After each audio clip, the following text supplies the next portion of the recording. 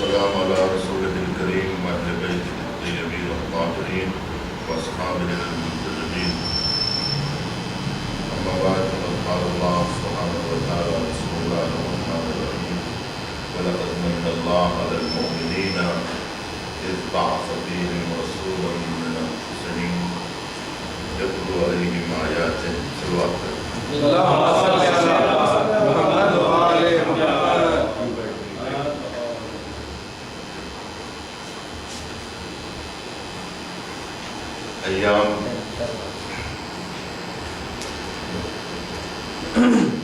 ایام باسعادت ہیں. یہ محافل نبی کریم صلی اللہ علیہ وآلہ وسلم کی معرفت اور ان کی سیرت کے بیان کے مختص ہے. قرآن مجید ارشاد فرما رہا ہے کہ وَلَقَدْ مَنَّ اللَّهُ عَلَى الْمُؤْمِنِينَ إِذْ بَعَثَ فِيهِمْ رَسُولًا مِّنْ أَنفُسِهِمْ. ایک لفظ ہے نعمت، ایک لفظ ہے منت. نعمت بھی قرآن مجید میں استعمال ہوا ہے اور منت بھی قرآن مجید میں استعمال ہوا ہے.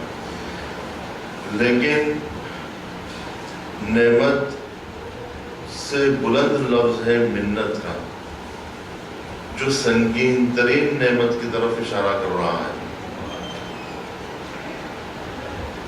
نعمتیں پوری دنیا میں بکھری ہوئی ہیں. ما من نعمت بکم فمن اللہ. جو کچھ بھی اللہ سبحانہ وتعالیٰ کی طرف سے تمہیں ملتا ہے وہ تمام نعمتیں اللہ ہی کی جانب سے تمہیں ملتی ہیں. ما بکم من نعمت، جو کچھ بھی نعمت تمہارے پاس ہے وہ سب اللہ کی عطا کرتا ہے. اب لہذا زمین ہے تو یہ بھی نعمت الہی ہے، آسمان ہے یہ بھی نعمت الہی ہے. جو کچھ بھی اللہ نے ہمیں دیا ہے وہ نعمت ہی کی شکل میں دیا ہے. جو بھی نعمتیں ملتی ہیں وہ اللہ کی طرف. وَإِن تَعُدُّوا نِعْمَتَ اللَّهِ لَا تُحْصُوهَا، کہ اگر تم اللہ کی نعمتوں کو شمار کرنا چاہو تو شمار نہیں کر سکتے. یعنی اللہ کی نعمتیں ذرے سے لے کر کوہ تک اور کوہ سے لے کے کہکشانوں تک، زمین سے لے کے آسمانوں تک، ہر طرف اللہ کی نعمتیں ہی نعمتیں. ہمارے پورے وجود میں اگر ہم دیکھیں تو سر کے بال سے لے کر پیر کے ناخن تک ساری نعمتوں میں ہم گھرے ہوئے ہیں. آنکھیں اللہ کی دی ہوئی نعمت، کان اللہ کی دی ہوئی نعمت، ہماری سماعت وہ بھی نعمت، ہماری بصارت وہ بھی نعمت، ہماری گویائی وہ بھی نعمت، ہماری حرکت اور ہمارے تمام اعضاء و جوارح اللہ کی نعمت. یہ ساری نعمتیں اپنی جگہ پر ہیں. تو معلوم یہ ہوا کہ کچھ نعمتیں مادی نعمتیں ہیں اور کچھ نعمتیں اللہ کی معنوی نعمتیں ہیں. جیسے قرآن نعمت الہیہ ہے، ہدایت نعمت الہیہ ہے، ایمان نعمت الہی ہے، انبیاء نعمت الہی ہے، مرسلین نعمت الہی ہے، تعلیم، علم، حکمت یہ نعمت الہیہ ہے. یہ وہ نعمت ہے جو نظر نہیں آتی. علم نظر نہیں آنے والی چیز ہے، حکمت نظر نہیں آنے والی چیز ہے، فضائل اخلاقی نظر آنے والی چیز نہیں ہے.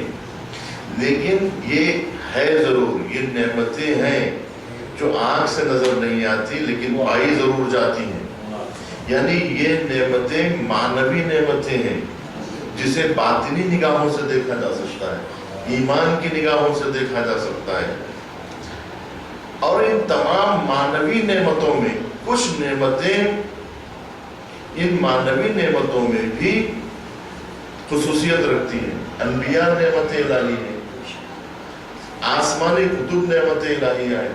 لیکن ان نعمتوں میں مثال کے طور پر آسمانی کتابیں جو نعمت الہیہ ہے ان میں سب سے عظیم ترین کتاب جو اللہ کی نعمت ہے وہ قرآن مجید ہے، جس کے لیے ارشاد ہوا الرحمن علم القرآن. یعنی سب سے بڑی رحمت اللہ کی قرآن مجید کی شکل میں ہے. خلقت سے زیادہ اگر کوئی چیز اہمیت رکھتی ہے تو وہ علم القرآن ہے. الرحمن علم القرآن خلق الانسان علمہ البیان. تو خلق الانسان سے پہلے علم القرآن رکھا گیا، یعنی خلقت انسان جو ایک رحمت ہے پروردگار کی، نعمت ہے پروردگار کی، جان کی نعمت سے زیادہ. یعنی اگر یہ نعمت نہ ملتی تو انسان جان رکھ کر جانور تو بن سکتا تھا لیکن انسان نہیں بنتا. یہ انسان کی جو نعمت ہے وہ علم القرآن کی وجہ سے ہے. انسان جو انسان بنا وہ اسلام کی وجہ سے ہے، دین کی وجہ سے. تو لہذا کتابوں میں اگر کوئی کتاب نعمت عظمیٰ ہے تو وہ قرآن. توریت نعمت ہے، زبور نعمت ہے، انجیل نعمت ہے، لیکن قرآن مجید ان تمام نعمتوں میں سنگین ترین نعمت ہے. لیکن قرآن سے افضل صاحب قرآن. قرآن جس پر نازل ہوا وہ قرآن سے افضل ہوگا. لہذا نبی کریم صلی اللہ علیہ وآلہ وسلم جن کے قلب پر یہ قرآن نازل ہوا، اور پیغمبر اکرم تمام انبیاء میں جس طرح سے قرآن مجید مہیمن ہے، تمام کتابوں پر فضیلت رکھتی ہے، ہدایت مکتوبی میں قرآن مجید تمام ہدایت مکتوبی پر فضیلت رکھتی ہے. تمام کتابوں پر اللہ کی وہ ہدایتیں جو کتابوں کی شکل میں آئی، ان تمام کتابوں پر قرآن مجید مہیمن ہے، یعنی ان تمام پر سیطرہ رکھتی ہے، ان تمام کی پر فضیلت رکھتی ہے. جس طرح قرآن تمام کتابوں پر فضیلت رکھتی ہے، اسی طرح سے ہمارے نبی کریم صلی اللہ علیہ وآلہ وسلم، اسی طرح ہمارے نبی تمام انبیاء پر فضیلت رکھتے ہیں، سیطرہ رکھتے ہیں، مہیمن تمام انبیاء پر سیطرہ رکھتے ہیں فضیلتوں پر. کہ آپ اگر سارے انبیاء کی مثال آسمان کے ستاروں کی طرح ہے تو ہمارے نبی کی مثال سورج کی طرح ہے. کہ سورج وہ ہے کہ جس کی آمد سے سارے ستارے آسمان سے غائب ہو جاتے ہیں. یعنی سورج کی موجودگی میں ستاروں کی ضرورت نہیں ہوتی، لیکن ستاروں کی موجودگی میں سورج کی تمنائیں کی جاتی ہیں، سورج کی آمد کا انتظار. ہزارہا ستارے آسمان پہ رہتے ہیں پھر بھی سورج کا انتظار ہوتا ہے. تو جس طرح ستاروں کی موجودگی میں سورج کا انتظار ہوتا ہے، اسی طرح سے 1,24,000 پیغمبر ستاروں کی طرح آسمان ہدایت پر جلوہ فکن تھے، لیکن پھر بھی اس سورج کا انتظار تھا جو محمد عربی کی شکل میں آنے والا تھا.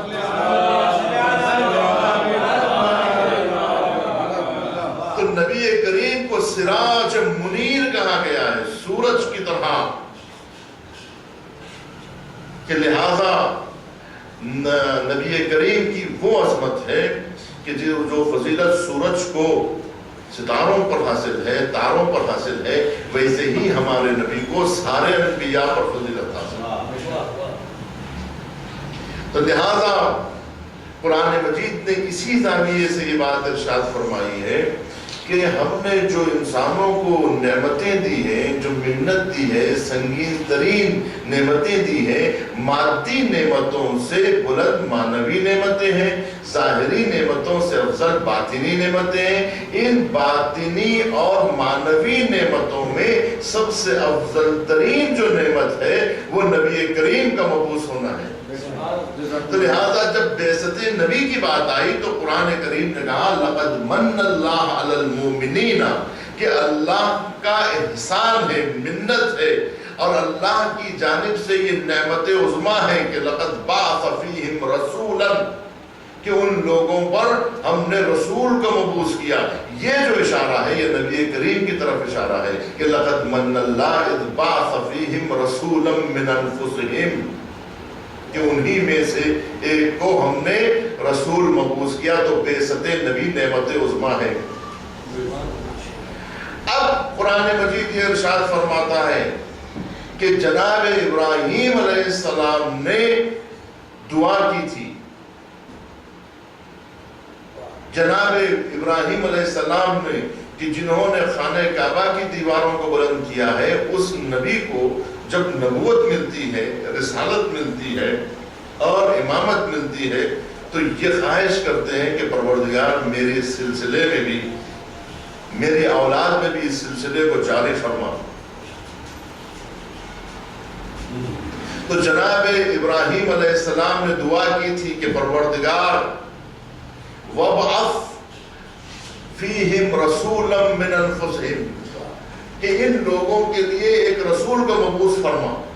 وَبْعَثْ فِيهِمْ، انہی مکے والوں میں ایک رسول مبعوث فرما۔ تو وہ جو جناب ابراہیم نے دعا کی تھی کہ ربنا وَبْعَثْ فِيهِمْ رَسُولًا مِّنْهُمْ، کہ پروردگار ان لوگوں کے لیے ایک رسول مبعوث فرما، تو نبی کریم دعائے ابراہیمی کا نتیجہ ہے، دعائے خلیل کا نتیجہ ہے کہ جناب ابراہیم نے جو دعا کی تھی وہ دعا نبی کریم کی شکل میں مسلمانوں کو ملی۔ یہ ایک ایسی عظیم ترین نعمت تھی کہ جس کے آنے کے بعد نبوت کی نعمت کا سلسلہ ختم ہو گیا، کہ اب اتنی سنگین ترین نعمت دے دی گئی ہے کہ پھر کسی نعمت کی ضرورت نہیں ہے۔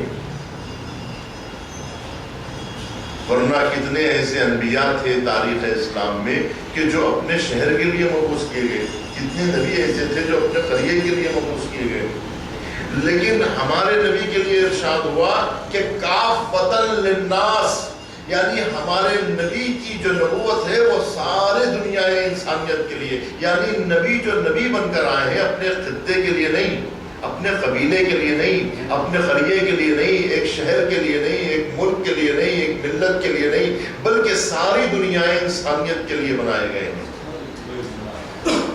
جس طرح سے ہمارے نبی سے پہلے شیخ الانبیاء جناب ابراہیم علیہ السلام کے بارے میں ارشاد ہوا تھا، وہی ارشاد ہمارے نبی سے متعلق ہے کہ جیسا کہ جناب ابراہیم علیہ السلام کے لیے کہا گیا کہ ہم نے آپ کو تمام دنیا انسانیت کے لیے امام قرار دیا ہے،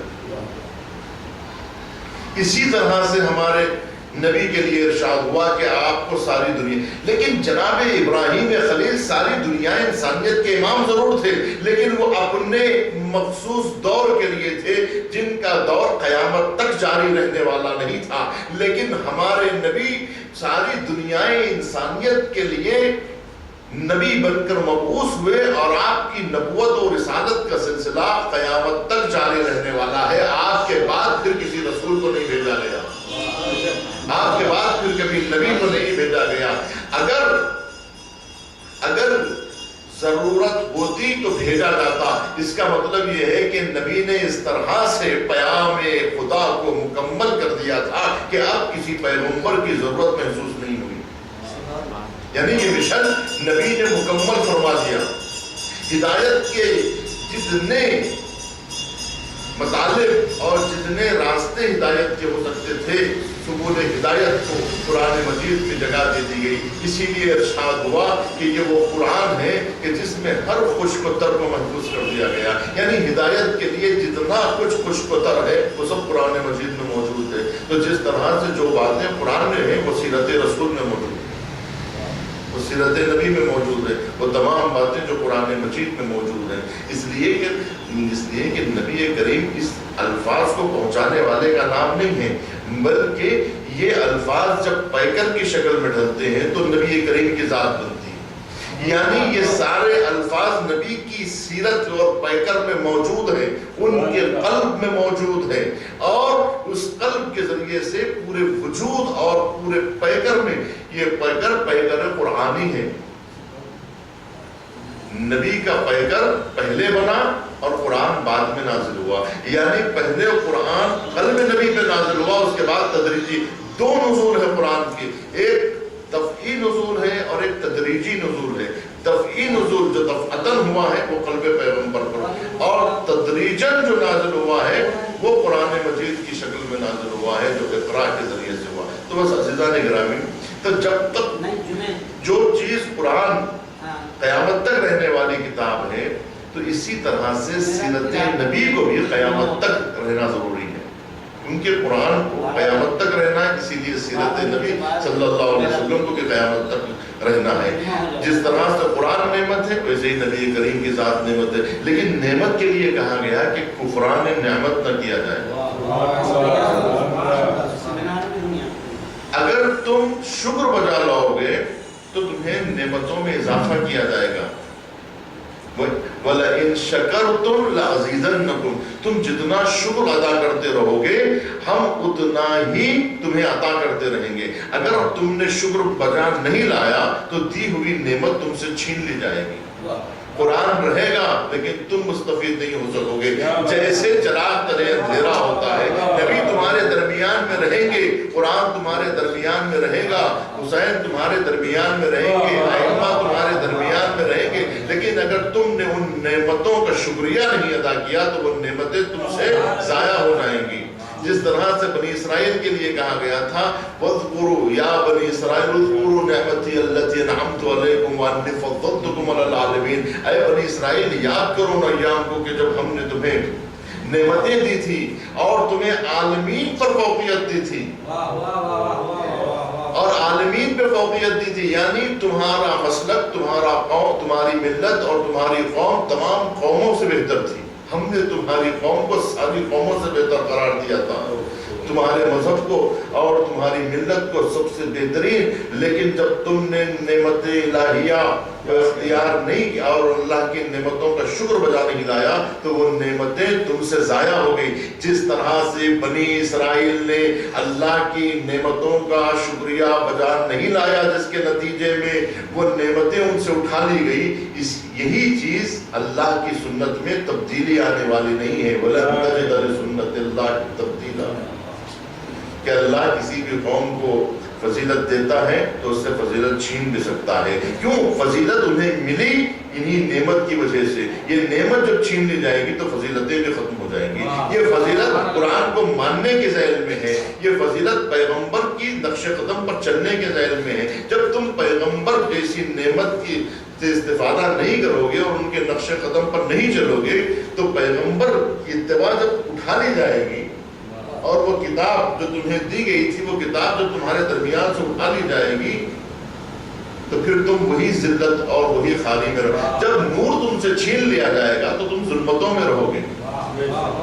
तो लिहाजा नेमतों का शुक्रिया बजा लाना जरूरी है और जितना शुक्र बजा लाएंगे उतनी नेमत। तो अगर नबी हादी है तो उनका अगर शुक्रिया बजा लाया जाए यानी उससे इस्तेफादा किया जाए, उस रोशनी से इस्तेफादा किया जाए तो अल्लाह हिदायत की मजीद रोशनी मुसलसल देता रहेगा और मोमिनीन इससे मुस्तफीद होते रहेंगे। तो आखिर में मैं दो जुमले अर्ज करके अपनी ज़हमत तमाम करूँ कि नबी करीम की जो सीरत है वो सीरत बहुत ही वसी है। आपकी ज़िंदगी पुरबार तरीन,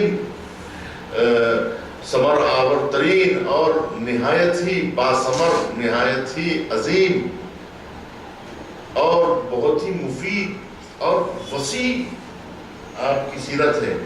इस सीरत के गोशों को महदूद नहीं किया जा सकता है और न ही उसे पूरी तरह से बयान किया जा सकता है। जिस तरह से कुरान मजीद की तफसीर मुकम्मल नहीं हो सकती है और कुरान मजीद को मुकम्मल तौर पर नहीं समझा जा सकता है, तो वही चीज़ नबी करीम की ज़ात में है।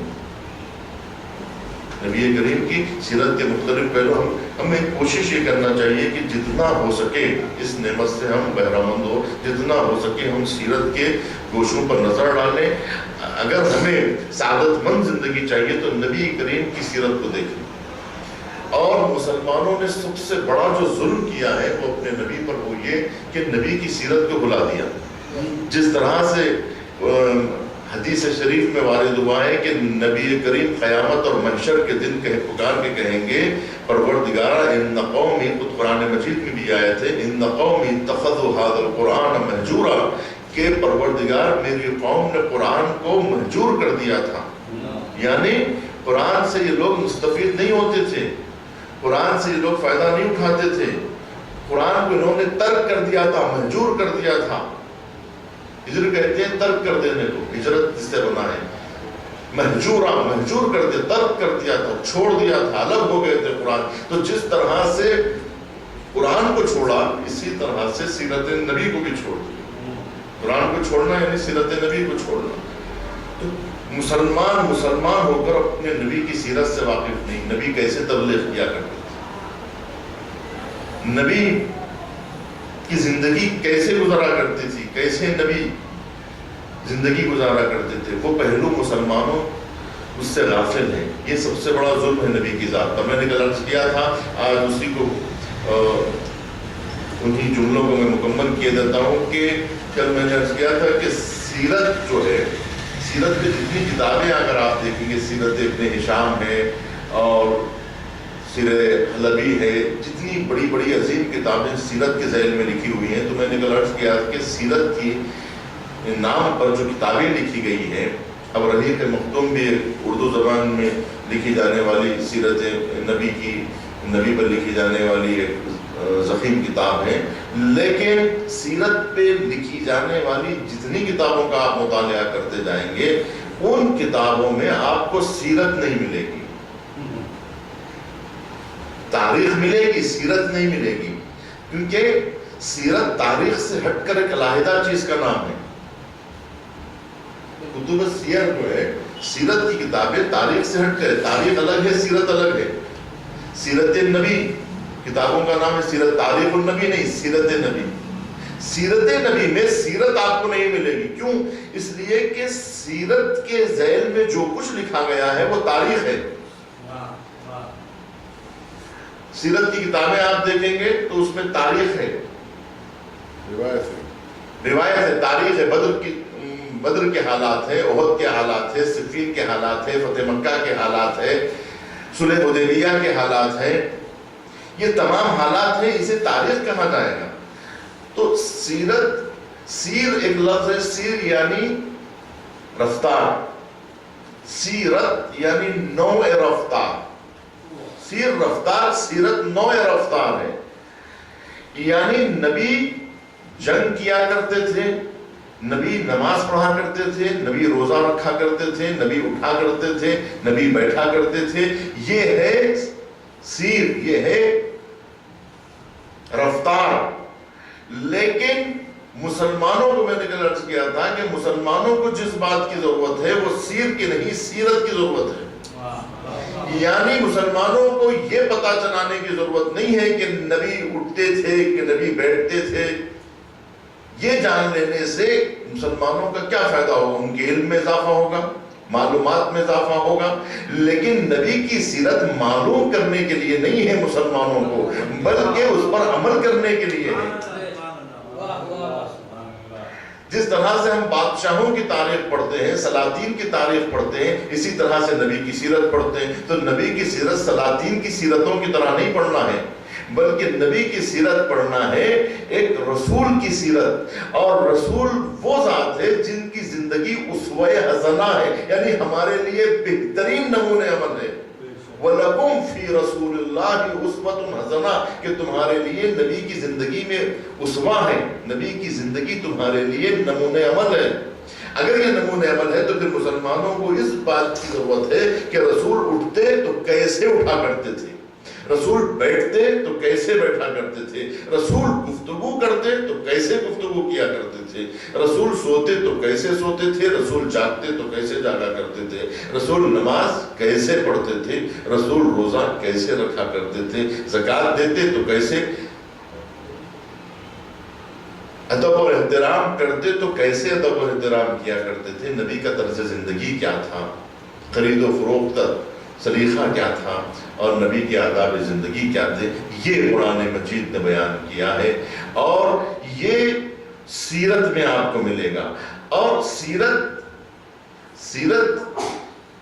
کو اگر لفظوں میں بیان کیا جائے تو قرآن مجید ہے, لیکن وہی الفاظ قرآن اگر پیکر اور عمل کی شکل میں ڈھلے تو سیرت نبی. تو سیرت نبی عملی شکل میں ہونا ضروری ہے.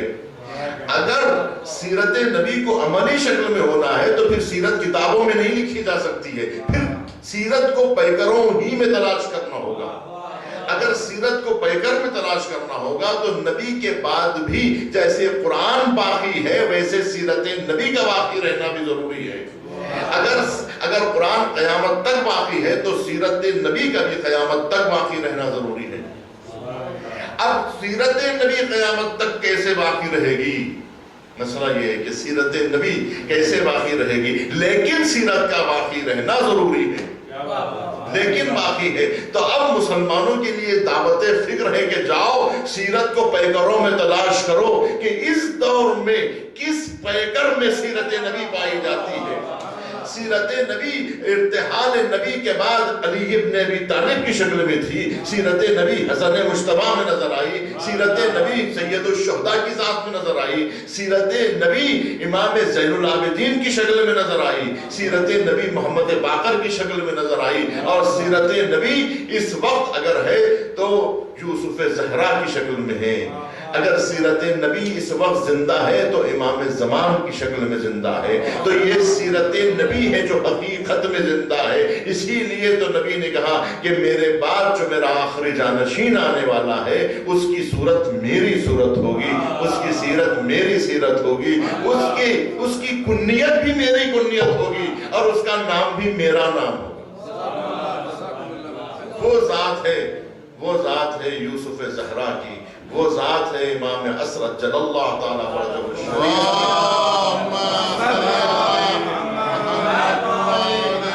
اللہ نے اپنے وعدے کو پورا کیا کہ جس طرح سے قرآن کو باقی رکھا اسی طرح سے سیرت نبی کو بھی اللہ نے باقی رکھا۔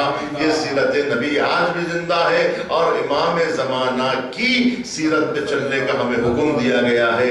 جس طرح سے نبی کی سیرت پر عمل کر کے ابو ذر بن گئے، سلمان بن گئے، مقداد بن گئے، عمار بن گئے، سیرت حسن پر عمل کر کے صحابہ حسن بن گئے، سیرت حسین پر عمل کر کے اصحاب حسین بن گئے، سیرت زین العابدین پر عمل کر کے اصحاب زین العابدین بن گئے، اسی طرح سے سیرت امام مہدی پر عمل کر کے ان کے اصحاب میں داخل ہو سکتے ہیں۔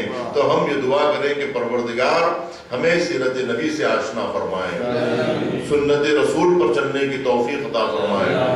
پروردگار ہمارے قلوب کو نور وحی سے، نور اہل بیت سے منور فرما، اور دشمنان اسلام، دشمنان دین، بالخصوص امریکہ اسرائیل کو ذلیل و خوار فرما۔ پروردگار امام عصر جل اللہ تعالیٰ فرجہ الشریف کے ظہور میں تاجیل فرما۔ کیا آواز ہے صاحب میں شمار ایک مرتبہ سورہ ہم کی تلاوت فرما کر حاضرین کے مرحومین، تمام اموات مومنین، اموات مسلمین، بالخصوص شہدائے عراق، شہدائے لبنان، شہدائے